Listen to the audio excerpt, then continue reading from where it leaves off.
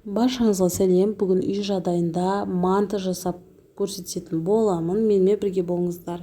Бізге қажетті жұмыртқа, шым-шым тұз, бөлме температурасындағы су араластырып алып, артынан ұнымызды салып, жақсылап біркелкі масса жасап дайын тесто жасайтын боламыз.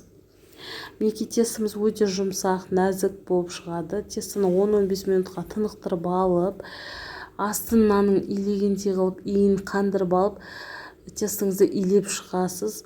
Одан соң мантының формаларын жасау үшін осылай арнайлап, осылай кесіп, 4 бұрышты форма жасап кесіп шығасыздар. Салмасына менде сиыр етінен фарш, картоп, пияз, тұз, бұрыш және ең соңында осылай сұйық май қосамын. Ол мантыңыз одан әрі сочный, дәмді болуына көмектеседі. Қалай түйем мантыны дейтіндерге мінекей видеода барлығы анық, оңай көрсетілген. Осылай екі шетін аласыз да, бір-біріне біріктіресіз, одан соң тағы да солай біріктіресіз. Ең соңында осылай қанаттарын бір-біріне қосасыз, сонда мантыңыз дайын болады. Дәл осылай мантыңызды алып, морозильникке сақтап қойсаңыз да болады.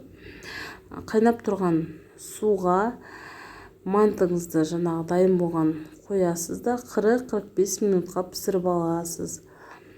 Үйдің дәмді мантысы шығады.